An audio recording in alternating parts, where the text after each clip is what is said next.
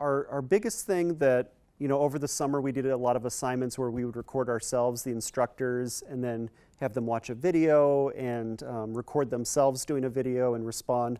The thing that we really missed out on was the interaction with the students getting to interact. So that's been a big push, I think, not only for band, but I think the whole school to make sure that we're getting to interact with them, whether that's one-on-one. We've tried to do a lot of things where we get them into small groups to try to replicate that social environment online. I wouldn't say we're perfect at it, but we're kind of learning along the way.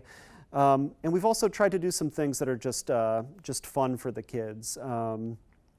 A lot of times we're on Zoom and just doing different theme days, or I think Mr. Bricola was telling me about some things like that where they're doing like costume days on each day just for fun.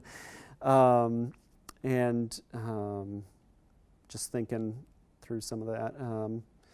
And I think with our parents too, we've done a lot of meetings with the parents where we just did one the other night where we did a viewing party on Friday night, and we watched a couple of the old marching band shows, and then the directors would come on and talk about some behind the scenes things of how we put those things together. So I think we're going to be doing like a trivia night with the parents next week. So just trying to think outside the box, I guess. I can tell you one of the things we're doing at Corona is we're working on a big project where the students are all assigned different solos that they're working on.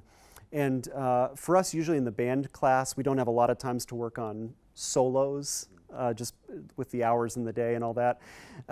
So that's been a really fun project for us and it allows us to individualize. So someone that's more advanced on their instrument, like our drum major, Will, very talented alto sax player, so we can move him to a really high level.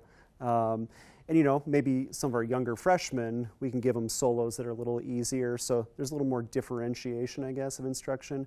But what we're working on is we're doing various assignments to get them good at those solos. We have a mentor program where the seniors and some of the upperclassmen are working with the freshmen.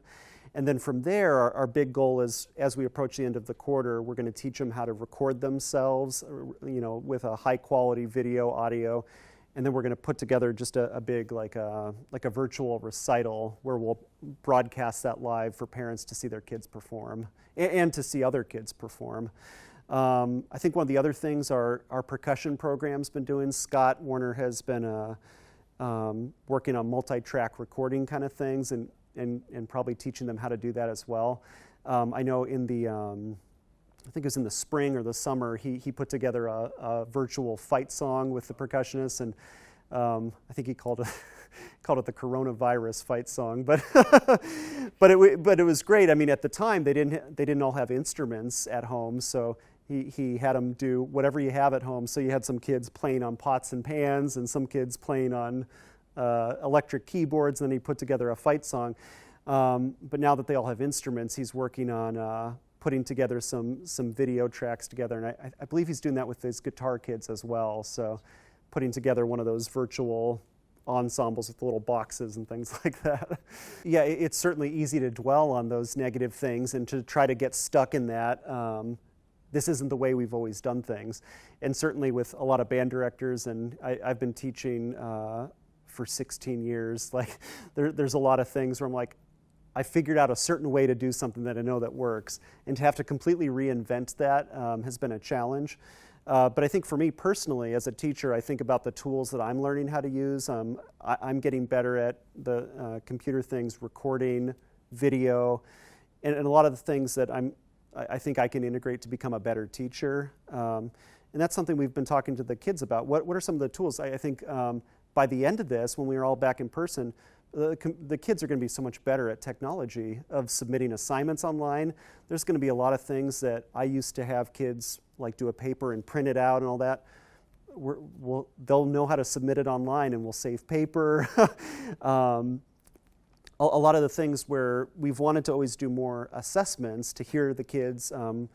Here at Corona, there's about 300-something band and percussion students.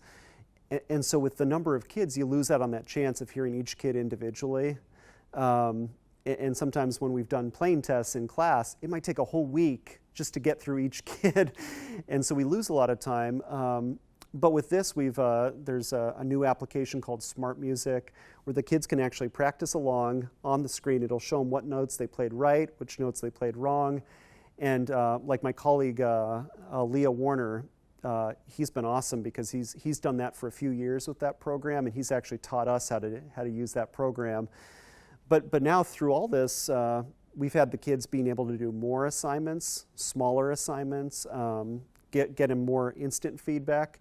And then for us as teachers, we can go back and listen to those assignments and really hear what kids are doing well at and what they're struggling with. And sometimes when they're in a big environment of maybe a 60-person class, you don't get that individual touch. So I think personally that's been something really exciting. And even when we come back in person, they'll still have that ability to go online and do an assignment at home and get more of that feedback that we can't do in class. And they'll all know how to do it.